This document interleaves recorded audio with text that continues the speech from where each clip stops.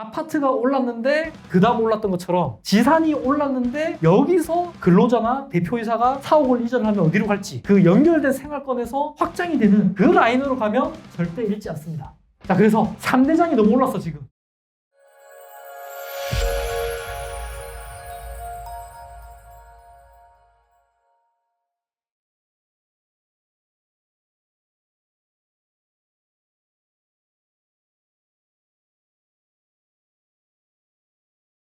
자, 돈 되는 지산 이제 찾는 거. 지산 가격이 움직이는 본질을 아셔야 되는 거야. 이거 아파트랑 똑같아 그냥. 딱 하나. 수요 공급. 요거 하나 알고 그리고 이제 금리는 뭐 아까 부수적인 경제 요인이니까 이것도 저희가 통제할 수 없잖아요. 그러면 아파트랑 똑같아 그냥. 입지, 교통, 역세권이냐 또는 여기에 출퇴근하기가 용이하냐, 편의시설이나 우리나라 3대 업무지구에 연결이 되느냐, GTX가 개통이 되느냐, 뭐 이런 호재, 인근이 재개발이 되느냐, 중공업지역이 갑자기 업무지설로 주거지역으로 바뀌느냐. 마지막으로 이게 커요. 저도 아파트 분양권 투자를 했던 이유가 무조건 이제 앞으로는 신축이다. 구축 반값 되더라도 신축 가야 된다. 지산도 똑같아요. 평당 700에 안 사고 평당 1000에 연면적 큰 브랜드 대단지를 가요. 여기는 호실 대단지를 안 하고요. 연면적이 3만이 넘어가면 좀 크다. 경기도에서는 5만이 넘어가거나 6만이 넘어가면 초대형. 서울은 10,000평만 넘어도 괜찮아요. 왜 대단지를 선호해요? 자, 우리 무주택 부분 이거 아셔야 돼.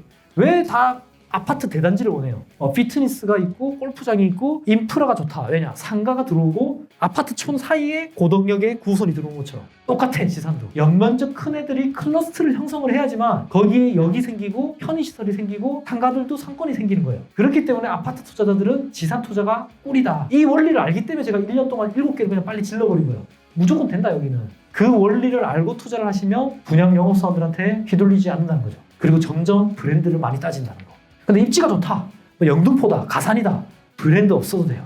자, 그러면 이거는 제가 유튜브에서 이미 공유를 했었는데 그냥 아파트 가격을 따라간다 보시면 돼요. 그냥 아파트 가격도 결국은 땅값이거든요. 땅값. 지산에서도 38%에 40%가 그 원가의 토지 가격이에요. 그리고 원자재 38%까지 최대. 그리고 금융비용, 분양 마케팅 비용, 영업사원들한테 주는 피비용 이런 거까지. 그럼 결국 아파트 가격이 올라갔던데 우리가 따라가면 나쁘지 않다. 그래서 저희가 데이터를 다 뽑아왔어. 아파트 대비 지상 가격이 싼 데가 어디냐? 하남. 아파트 가격은 경기도 탑3인데 지상 가격은 거의 최하위권이에요 지금. 근데 하남은 물량이 너무 많기 때문에 3년은 더 기다리셔야 되지만 이미 드라이브인은 1200을 돌파했어요. 600에 분양했는데. 그리고 제가 투자한 현대지식센터 하남 한강 1차, 2차 여기도 30%가 올랐어요. 코스코의 인창이 1800에 분양한다는 거. 그렇기 때문에 9호선이 들어오는 하남, 미사도 강동 가격을 따라갈 수밖에 없어요. 고덕 디어반 그리고 유원센터가 지금 평당 2000을 돌파했기 때문에 미사도 조만간 1500이 넘어갈 거예요. 자, 그리고 구리 남양주도 평당 950, 1000이면 들어가요. 신규 분양도. 근데 아파트는 3000을 돌파했잖아요. 부천, 수원, 동탄, 오산도 마찬가지고요. 그리고 이미 오르긴 했는데 밑에 쪽도 나쁘진 않아요. 근데 이거는 조금 특수성이 있어요. 다산도 괜찮지만 별내역 쪽도 또 괜찮아요. 구리 쪽. 그런 것처럼 향동, 덕원은 또 괜찮은데 원흥이나 파주 쪽은 또 별로예요. 또는 일산 쪽은 또 별로야. 그렇기 때문에 이 내부에서도 옥석을 잘 가려야 된다는 거. 자, 그리고 지상 가격이 오른 걸 봐도 문정, 성수, 영등포가 탑이에요 지금. 근데 얘네들이 안 오르냐? 올라요. 내가 안정적으로 투자한다고 하면 그래도 서울이에요. 올라도 영등포, 가산을 들어가셔야 돼요.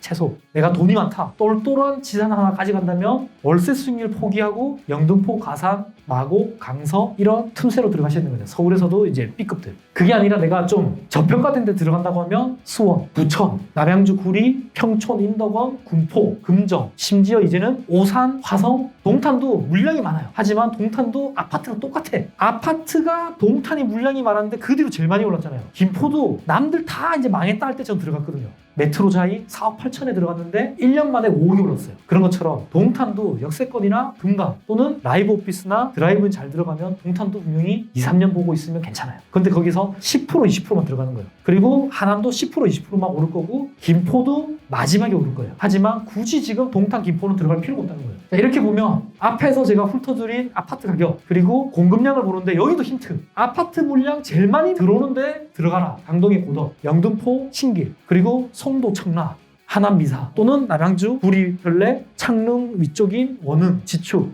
이런 데 물량 많잖아요. 그런 데 들어가야 돼요. 왜냐? 지산도 땅이 없기 때문에. 이러면 오히려 이 공급량이 많았던 게 호재가 되는 거야. 신축 아파트촌이 되는 것처럼 신축의 지산 클러스터가 되는 게 구로, 하남, 고양이 되는 거예요. 앞으로. 아니야. 근데 이게 좀 달라요. 아파트는 세대수로 따지고요. 지산은 연면적 기준으로 한다. 그래서 얘에 빠지면 안 돼. 아파트처럼 그냥 무조건 물량 나온다고 피하면 안 되고 물량이 나오는 그 내에서도 대장으로 들어가셔야 된다고. 외곽은. 예를 들어서 구로, 가산도 거기서 수출의 다리를 안 걷는 거나 하남도 역세권이나 드라이브인이나 특화된대. 뭐 이런 데로 들어가신다거나. 고향도 3호선이나 GTX 라인이나 직원들이 출퇴근 괜찮은 입지로. 이왕이면 덕양구 쪽으로. 일산까지 들어가면 망한다. 그리고 부천 같은 경우도 옥길 또는 7호선 라인. 이런 쪽은 너무 괜찮죠. 그래서 꼭 이거를 너무 감안할 필요는 없지만 물량을 좀 생각을 해서 물량이 많은 쪽은 핵심 안 좋아도 B급까지는 들어가야지 C급 잘못 들어가면 여기는 물린다. 특히 고양, 하남 이런 쪽이요. 동탄, 김포는 들어가지 마세요 아직은. 자, 그래서 초간단하게 정리를 하면 아파트가 올랐는데 그 다음 올랐던 것처럼 지산이 올랐는데 여기서 근로자나 대표이사가 사옥을 이전을 하면 어디로 갈지 그 연결된 생활권에서 확장이 되는 그 라인으로 가면 절대 잃지 않습니다.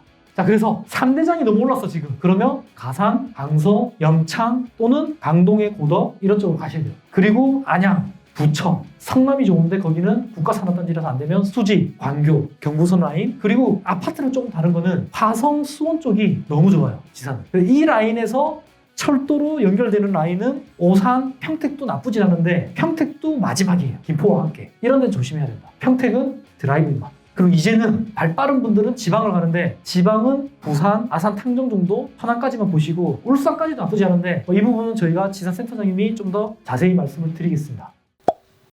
자, 이제 그냥 지산 투자하면 안 되고 이러한 법적 사항이랑 규제를 알고 하셔야 돼요. 어떻게 우리가 규제를 맞으면 또 대비를 할까? 그리고 이거는 어디서 내가 잘못 짚어서 크게 손해를 안 볼지